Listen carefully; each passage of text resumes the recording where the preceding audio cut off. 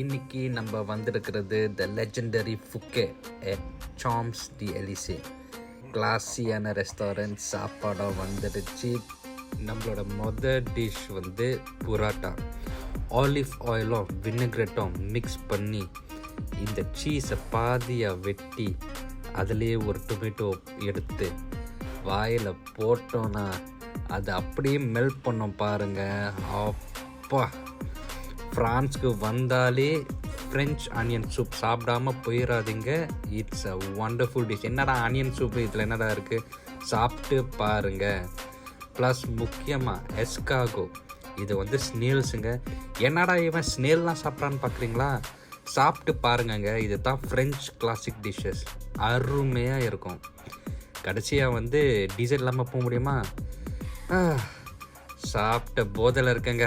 அப்புறமேல் பேசுகிறேன். ஓகே, பாய்.